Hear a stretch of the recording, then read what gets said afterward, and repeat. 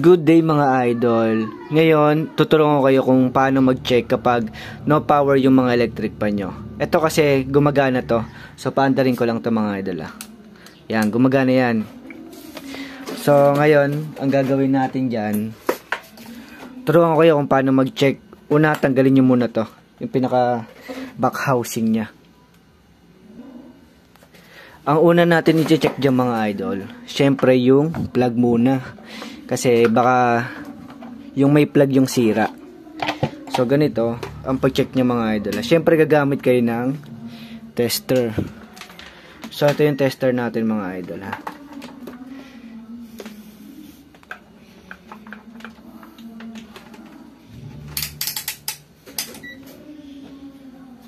So sinet ko siya. Hindi masyadong kita yung tester. Pero ito yung dalawang linya ng ano yan ng plug. So ito, lalagyan niyo isang tester dito. Dapat tutunog to. Hanapin niyo lang yung linya nito kung saan siya dumiretso. So hanapin natin mga idol. Yung isa dito sa may switch. Yung isa. So ito lagay natin dito. Tapos lalagay ko dito sa may switch Walang tumunog, lipat ko sa kabila. Yan, lipat natin. Ayun Kung naririnig nyo, ayun, ibig sabihin, buo yung linya na to. So, sa kabila naman, dito. So, dito siya nakakonect. Dito. So, dito sa may electrical tape. So, tanggalin ko lang to mga idol So, ganun lang pa-check mga idol.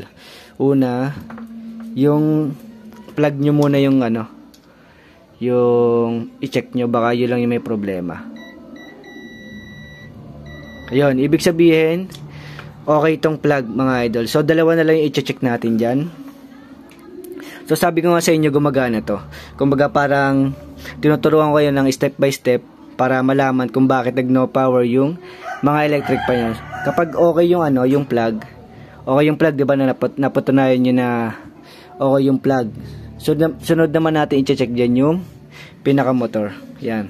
Sundan nyo lang to. Etong capacitor na to. Ito, capacitor to. Yung dalawang wire na ito, puputulin nyo. Tapos, dun nyo siya isi-check. So, example na ito mga idol.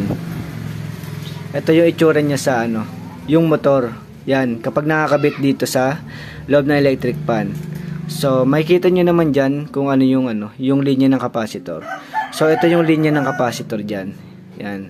Ito yan, dito yan nakakabit sa dalawang wire. So, puputulin nyo, kabilaan, tapos, i-check nyo siya gamit yung tester nyo. So, kapag wala kayong nakuwang nakuwang resistance, ibig sabihin, sira yung motor. So, ito yung example natin mga idol. Siyempre, gagamit kayo palagi ng tester para mas mapabilis yung nyo, yung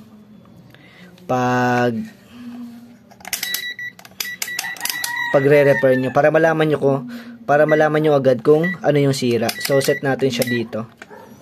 So kailangan may papalo yung tester nyo or may makukuha yung resistance kabilaan. Kung makikita nyo mayroon siyang resistance, diba? Pero kapag tinester nyo at wala kayong nakuwang resistance, ibig sabihin sira na yung motor nyo. So itong pinakamahalaga mga idol kasi ito yung yung mahal, nasa 220 ito dito sa amin kapag bumili kayo ng bago. Sunod, kapag napatunayan nyo na buo yung motor, buo yung plug, ang sunod nyo naman na i-check dyan yung pinaka-fuse nya. So meron kasi yung pinaka-fuse dito sa loob. Kapag nag-overheat yung electric pan, puputok yung fuse dyan. Yan. Hindi lahat ng electric pan may fuse mga idol Kasi yung may mga nabibiling China na electric pan, wala nang nakalagay na fuse yun. Pero yung mga ganitong yung mga tanso ng motor, merong fuse yun mga idol. So paano ba mag-check kapag yung fuse na yung sira?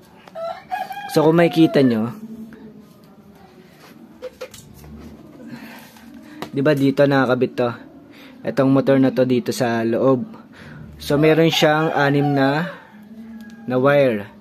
Ito, ang dalawa na to para to sa capacitor. Tapos may makikita kayo dyan. sundan nyo tong yung pinaka-plug nyo. Dalawang wire, diba, yung sa may plug. So, sundan nyo yung isang plug, yung isang linya ng plug, napunta siya sa may switch. Itong linya na to, yung sa plug, tapos napunta siya sa motor, yun yung i-check nyo. I-check nyo siya. Ito galing to sa plug, tapos ito galing sa motor. So, putulin nyo, balatan nyo, tapos gamit kayo ng tester. Tapos, yung isang test probe nyo, ilalagay nyo dito sa linya na yan. Kung saan siya nakakabit dito sa may isang linya ng plug. Tapos, yung isang probe, ilagay nyo sa speed. Kapag wala kayong nakuha dito, lagay mo doon sa kabilang speed, sa kabilang wire ng speed. Pag wala pa rin, sa kabilang speed. Kapag wala kayong nakuha ng resistance, ibig sabihin, mga idol, sira yung fuse na ito. So, yun yung papalitan nyo. So, sana maintindihan nyo, mga idol. Una-una, i-check nyo yung plug. Ito. Pangalawa, check nyo yung motor. Ito. Kapag good yung motor, fuse na yung sira nun. So, kailangan palitan yung fuse. So, meron na rin ako dyan video, mga idol, kung paano magpalit ng thermal fuse. So, hanggang dito na yung video natin, mga idol. At sana nakatulong itong maikling video sa inyo. At sa mga hindi pa nakasubscribe dyan, mga idol, subscribe mo naman yung channel natin. Libre naman niya, huwag nyo na ipagdamot. Maraming salamat.